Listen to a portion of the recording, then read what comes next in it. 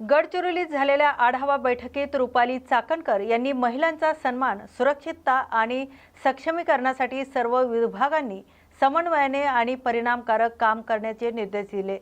जिल्हाधिकारी कार्यालयात झालेल्या बैठकीत महिला, बाल विकास, आरोग्य, पोलीस, शिक्षण, आदिवासी विकास, कामगार, परिवहन आणि विभागाच्या कामकाजाचा आढावा घेण्यात आलाय। शासकीय आणि खासगी आस्थापनांमधील अंतर्गत तक्रार निवारण समित्यांमध्ये नियमित ऑडिट करून त्या कार्यरत ठेवाव्या असं त्यांनी स्पष्ट केलंय। गडचिरोली जिल्ह्यात मुलींचा वाढता जन्मदर आणि पुनर्विवाहाबाबत सकारात्मक दृष्टिकोन असल्याचं नमूद करतानाच अंधश्रद्धेमुळे रुग्णालयात प्रसूतीस टाळणं, अल्पवयीन मुलींचं गर्भधारणा, दुर्गम भागातील आरोग्य सुविधा आणि अवैध दारू ही गंभीर आव्हाने असल्याचं त्यांनी सांगितलंय। नक्षलवाद निर्मूलनासोबतच महिलांना रोजगार किंवा कौशल्य प्रशिक्षणाची संधी देणं आवश्यक असल्याचं त्यांनी अधोरेखित केलंय। बालविवाहास कोणताही कायदेशीर सूट नसल्याचं त्यांनी इशारा दिलाय। शासकीय कार्यालय, आरोग्य केंद्र आणि बस स्थानकावर महिलांसाठी स्वतंत्र स्वच्छतागृह आणि मूलभूत सुविधा उपलब्ध करण्याच्या सूचनाही बैठकीत देण्यात आल्या। अकोट येथील कृषी उत्पन्न बाजार समिती सभागृहात प्रहार जनशक्ती पक्षाचे माजी जिल्हाध्यक्ष स्वर्गीय तुषार फुंडकर यांच्या 6व्या पुण्यतिथीनिमित्त श्रद्धांजली सभेचं आयोजन करण्यात आलं होतं। कार्यक्रमास विविध राजकीय पक्षाचे पदाधिकारी, कार्यकर्ते तसेच शहरातील नागरिक उपस्थित होते। या सभेचं आयोजन तुषार फुंडकर मित्र परिवारांच्या वतीनं करण्यात आले। उपस्थित मान्यवरांनी आपल्या मनोगतातून स्वर्गीय फुंडकर यांच्या कार्याची आठवण करून दिली। त्यांच्या नेतृत्वाचा, त्यांच्या जनसामान्याशी असलेला जवळकीचा उल्लेख करण्यात आलाय। अकोटमध्ये घडलेल्या दुर्दैवी घटनेत त्यांचं निधन झालं होतं। त्या घटनेच्या आठवणींना उजाळा देत उपस्थितांनी त्यांना आदरांजली अर्पण केली। या बातमीचा आढावा घेतलाय प्रतिनिधी विशाल गवई यांनी। गडचिरोली जिल्ह्यातील सिरोंचा शहरातील नागरिकांच्या सुरक्षेसाठी पोलीस स्टेशन सिरोंचा येथील अत्याधुनिक सुविधांनी सुसज्ज सर्व्हेलन्स वाहन दाखल करण्यात आले। या वाहनामुळे शहरातील कायदा आणि सुव्यवस्था अधिक प्रभावीपणे राखणे शक्य होणार असल्याची माहिती पोलीस प्रशासनाने दिली। वाहनांमध्ये चारही दिशांना उच्च दर्जाचे सीसीटीव्ही कॅमेरे बसवण्यात आले असून शहरातील विविध भागांवर सतत नजर ठेवता येणार आहे। तसेच आधुनिक मायक्रोफोन प्रणालीद्वारे जनजागृती, सुरक्षा सूचना आणि आपत्कालीन संदेश नागरिकांपर्यंत त्वरित पोहोचवण्याची सुविधा उपलब्ध करण्यात आली। सन 1909 मध्ये स्थापन झालेल्या पोलीस स्टेशन सिरोंचा अंतर्गत सुरू करण्यात आलेला हा उपक्रम गुन्हेगारीवर नियंत्रण ठेवण्यासाठी आणि संशयास्पद हालचालीवर तात्काळ कार्यवाही करण्यासाठी उपयुक्त ठरणार आहे। नागरिकांनी कायद्याचं पालन करावं, संशयास्पद हालचालींची माहिती त्वरित पोलिसांना द्यावी आणि सुरक्षित गुन्हेमुक्त सिरोंचा घडवण्याचं सहकार्य करावं असं आवाहन उपविभागीय पोलीस अधिकारी संदेश नाईक यांनी केले। या बातमीचा आढावा घेतलाय गडचिरोली सिरोंचा तालुका प्रतिनिधी देवेंद्र कुमार रंगुवार यांनी। चिखलाकाकड येथे घडलेल्या घटनेनंतर परिसरात तणावपूर्ण वातावरण निर्माण झाले। एका विशिष्ट समाजाला लक्ष्य केलं जात असल्याचा आरोप स्थानिकांकडून करण्यात येत असून या पार्श्वभूमीवर काही महिलांनी बीबी पोलीस ठाण्यात तक्रार दाखल केली।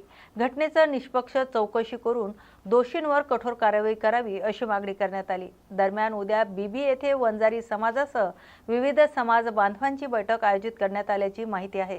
बैठकीत दोषींना शिक्षा व्हावी मात्र निरपराधांना त्रास होऊ नये अशी भूमिका समाजाच्या प्रतिनिधींनी मांडली। तपास पारदर्शकपणे व्हावा आणि कोणत्याही निष्कर्षावर घाईने पोहोचू नये अशी मागणी करण्यात आली। छत्रपती शिवाजी महाराज यांच्या पुतळ्यांच्या जागेवरून परिसरात पूर्वीपासूनच तणाव असल्याचं सांगितलं जात आहे। या पार्श्वभूमीवर लोकप्रतिनिधींनी संयम बाळगावा आणि भडक वक्तव्य टाळावेत असं आवाहन करण्यात आले। पोलीस प्रशासनाने परिस्थितीवर लक्ष ठेवलं असून कायदा आणि सुव्यवस्था कायम राखण्यासाठी आवश्यक ती पावले उचलली जात असल्याचं सांगितण्यात आलंय। नागरिकांनी अफवांवर विश्वास न ठेवता शांतता राखावी असं आवाहनही करण्यात आलंय। केंद्रीय आयुष मंत्री प्रतापराव जाधव यांनी संबंधितांची भेट घेत परिस्थितीचा आढावा घेतलाय आणि सर्वांना संयम राखत शांतता कायम ठेवावी असं आवाहन केलंय। या बातमीचा आढावा घेतलाय बुलढाणा जिल्हा प्रतिनिधी रघुनाथ आघाव यांनी। संजीवनीच्या भावाने ते म्हणून लागलं म्हणे की वंजाराचं करायचं काय खाली म्हणतो वर काय तर मी म्हणलं तसं कोण म्हणतो म्हणलं तोंडात मारल्या का दोन तुमच्या हो असं दोन सांगायला त्याला मारल्या का? काय असेल तर सांगू नका. त्या आमची प्रामाणिक आमची मागणी आहे की या एकूणच्या एक माणूस जर त्या घटनेला ती घटना खोटी करून जर खरी दाखवायची असेल आणि ती जर खरी म्हणायची असेल तर गावकरी त्या घटनेशी कुठलाही संबंध नसताना गावकऱ्याला जर जबाबदार धरण्यात येत असेल तर आमचं म्हणणं आहे त्या गावात असलेली पूर्ण लोकसंख्या ही गुन्हेगार आहे आणि त्या सर्व लोकांवर गुन्हे दाखल करावे. निवडून 5, 50, 100 लोकांवर कोणाच्या आदेशानं हेतू पुरस्कार राजकीय द्वेषातून हे गुन्हे दाखल होणे पूर्णच्या पूर्ण आमचे महिला असतील, आमचे बालक असतील, आमचे म्हातारे माणसं असतील, आमचे तरुण पोर असतील या लोकांवर रितसर गुन्हे दाखल करा अशी आमची मागणी आहे. त्याचं कारणच हे की आता पूर्ण गावच आरोपीच्या पिंजऱ्यात बसवलंय तर मग आता सर्वच घ्या. कोणताही हे करू नका, कोणाची आहे की आम्ही याच्यात बाबतीत करू नका, सर्वांनाच पकडा आता. आणि MILची तयारी आहे, महिला तयारी तुम्हाला जर वाटलं सुसाईड काही करायचं तर आम्हाला सगळं यायचं, आम्हाला आमच्यावर आरोप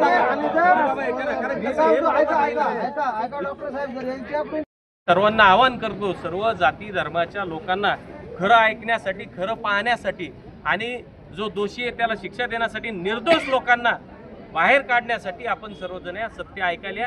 आम्ही सर्वांना, सगळ्या जाती धर्माच्या सगळ्यांना या. आम्ही असं म्हणत नाही कुठल्या जाती, सगळ्यांनी यावं, शांततेनं आमचं म्हणणं ऐका, आमचं पटलं तर तुमचंही तुम्ही सांगा आणि याच्यातून चांगला मार्ग काढा. पण विनाकारण याचं राजकारण करू नका, राजकारणाची पोळी भांडण्यासाठी तिथं जाऊन चितवणीपूर भांडणं देऊ नका, ही आमची सर्वांची विनंती आहे. आणि निश्चितपणानं छत्रपती शिवाजी महाराज आणि मा जिजाऊंचे संस्कार ज्यांच्यावर असतील ते निश्चितपणानं गुन्हा गोविंदाचंच काम करतील असे आम्हाला अपेक्षा. हे होते ओबीसी सेलचे प्रदेश उपाध्यक्ष सुनील भोकांदे आणि त्यांनी स्पष्ट शब्दामध्ये सांगितले जे खरे गुन्हेगार असतील त्यांना तर सजा होईलच, परंतु विनाकारण एका समाजाला टार्गेट करून आणि जे गुन्हेगार नाहीत त्यांना सजा सुनून फायदा नाही. आज त्या ठिकाणी त्यांनी वास्तव सांगितलं की या ठिकाणी महिला आलेल्या आहेत, त्यांच्यावर अक्षरशः आर्वाच्या भाषेत बोलणं केलं आहे, ते कृपया थांबवा असं याचं आवाहन त्यांनी केलं आहे. आणि लोकप्रतिनिधींना सुद्धा त्यांनी आवाहन केलं आहे की आपण येऊन चितवणीखोर भाषण देऊ नका. आणि हे सुद्धा स्पष्ट केलं आहे की उद्या 23 फेब्रुवारी रोजी एक समाज बांधवाची मिटिंग, सर्व समाजाची मिटिंग BB या ठिकाणी होणार आहे आणि या ठिकाणी त्यांनी येण्याचं आवाहन केलं आहे. रघुनाथ आगाव, न्यूज मराठी 24/7 BB बुलढाणा. आता जिजाऊनं जन्म घेतला ती भूमी बदनाम होऊन राहिली. आपण सगळेजण लोकप्रतिनिधी या ठिकाणी बदनाम होऊन राहिलो, या भागातले सगळे लोक या ठिकाणी बदनाम होऊन राहिले आणि हा चुकीचा संदेश राज्यात चालला आणि याची पोळी भाजण्याचं काम बाहेरचे लोक काय त्या ठिकाणी करतायत. आज त्या गावात येऊन अनेक जण दादागिरी करतायत, दगडफेक करतायत, धौशी देत आहेत, लाट्या काट्या घेत आहेत. पुतळा बसवायला आपण लाखो काय कोटी खर्च करून मोठं तिथं स्मारक बांधतो, याला कोणाचा विरोध नाही. सत्य परिस्थिती काय ती समोर आली पाहिजे. जर सत्य असेल आज बी SIT लावा, CID लावा, काय लावा, CBI लावा, काय लावायचं ते लावा, ती चौकशी त्या ठिकाणी जगातली सगळी कुठली एजन्सी वापरा आणि सत्य परिस्थिती समोर आणा. आणि जर भाऊ नाहीच झालं, समजा एजन्सीवर, शासकीय एजन्सीवर कोणाला भरोसा नसेल तर आपल्याकडे जुन्या काळात एक पंच कमिटी बसवली जायची. एक पंच कमिटी बसवा तुमच्या हिशोबानं आणि त्या पद्धतीनं चौकशी करा. आणि जर त्यात कोणी दोषी असेल तर त्या दोषी कोण आहे त्याला शिक्षा द्या, त्याला फाशी द्या, त्याला चौकात चापकाना मारा. परंतु खरं पुढं आलं पाहिजे. चुकीचा मेसेज जो राज्यात चालला तो थांबला पाहिजे, यासाठी आमच्या सगळ्यांची मागणी. गडचिरोली जिल्ह्यातील अतिदुर्गम भागातील नागरिकांपर्यंत आरोग्य सेवा पोहोचवण्याच्या उद्देशाने गडचिरोली पोलीस दलाच्या वतीने विशेष मोफत आरोग्य तपासणी शिबिराचं आयोजन करण्यात आलंय. नवनिर्मित पोमके फुलनार येथे 21 फेब्रुवारी 2026 रोजी हे शिबिर पार पडले.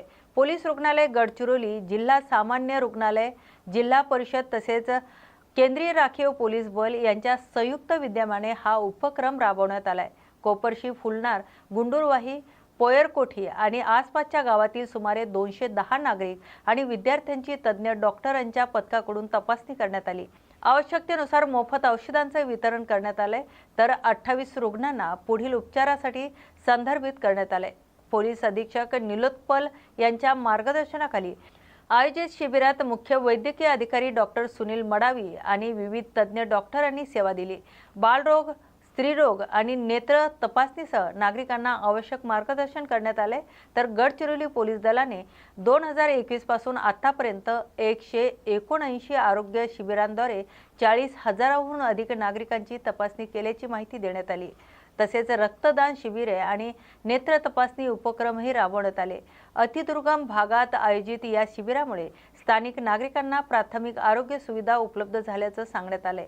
या बातमीचा आढावा घेतलाय गडचिरोली प्रतिनिधी बाबू कुरेशी यांनी. ब्राह्मणगाव ते बोरी रोडवर दुपारी सुमारे 12 वाजण्याच्या सुमारास झालेल्या अपघातात मोटरसायकल स्वाराचा जागीच मृत्यू झालाय, तर दुसरा युवक गंभीर जखमी झालाय. तर माहितीनुसार ब्राह्मणगावाकडून बोरीकडे जाणाऱ्या ट्रॅक्टर क्रमांक MH29 CG 7904 बोरीकडून ब्राह्मणगावकडे येणाऱ्या मोटरसायकल MH29 BA 8485 यांच्या समोरासमोर धडक झाली. धडकेनंतर मोटरसायकलवरील एक जण ट्रॉली खाली आल्याने त्याचा जागीचा मृत्यू झालाय. दुसऱ्या जखमी युवकाला उपचारासाठी उमरखेड येथील रुग्णालयात दाखल करण्यात आले. घटनेनंतर परिसरात तणावाचं वातावरण निर्माण झालंय, तर मृत व्यक्तीचा मृतदेह हलवण्यास काही काळ गावकऱ्यांनी आणि नातेवाईकांनी विरोध दर्शवला. तसेच काही नागरिकांनी उमरखेड पोलीस ठाण्यासमोर ठिय्या आंदोलन केल्याची माहिती आहे. या प्रकरणी शंकर पांचाळ यांच्या मार्गदर्शनाखाली PSI योगेश जाधव आणि पोलीस कर्मचारी तपास करत आहेत. परिस्थिती नियंत्रणात आणण्यासाठी वरिष्ठ अधिकाऱ्यांनी घटनास्थळी भेट दिली असून पुढील तपास सुरू आहे. या बातमीचा आढावा घेतलाय यवतमाळ जिल्हा उमरखेड प्रतिनिधी परिमल चिंचोलकर यांनी. काय झालं मला सांगता येईल काय नेमकं? तुम्ही कशासाठी उभे आहे तिथं? आम्ही आमचा जावई मेला. हां ट्रॅक्टरवाल्यानं उडवले आमच्या जावयाला. हां हां ते मोटर ट्रॅक्टर आमच्या जावयाच्या शिरावून गेलंय. हां हा ऍक्सिडेंट केला ड्रायव्हरनं.